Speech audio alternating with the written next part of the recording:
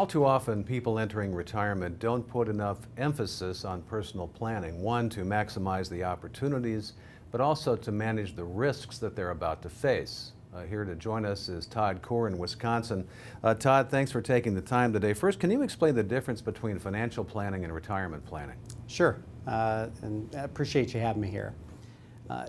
The traditional retirement planning is different from financial planning and with regards to the attention to income planning, the attention to how we, first of all, where we're going to get our income, what those risks are to each piece of money, how that income is going to be distributed and from where.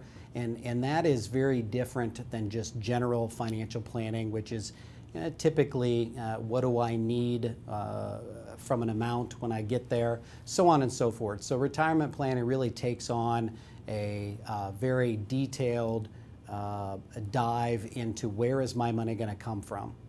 Well, because people are now, living much longer, sometimes mid-80s and 90s is not that unusual. So with that longer investment horizon, there are some planners who are now recommending that people in this position take on more risk. What's your take on that? I disagree with that in general. It's great that we are living longer today, and that does put more pressure on the amount of funds that we have built. But taking on unnecessary and more risk is really not appropriate. It can be incredibly devastating. So I think looking at ways on how to stretch somebody's dollar is probably a better answer. And to do that, you have to really understand the various risks that we face in retirement, specifically longevity, but also sequence of returns, inflation risk, and overspending risk. So with regards now to retirement income, Social Security planning can be pretty complex. So it really is important to plan, isn't it?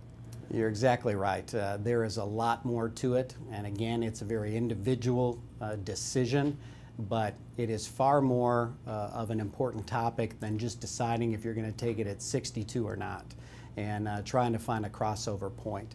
There are a lot of different aspects to Social Security that must be looked into, especially if we're looking at trying to stretch the dollars that you have in retirement.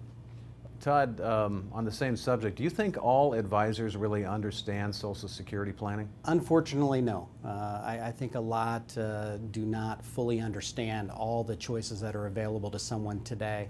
And also, too, even a lot of people who work at the Social Security office cannot give proper guidance on all of the individual solutions.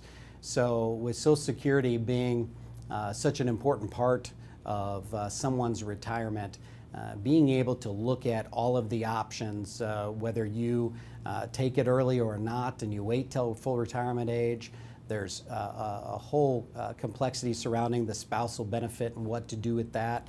If you're divorced, if you're a widow or widower, there's just a lot of different options that one should look at in terms of planning so that they can make the best decision for them. Great, Todd. Thanks so much. Appreciate you having me here today. That's Todd Cour in Wisconsin. Thanks for watching Retirement News Online.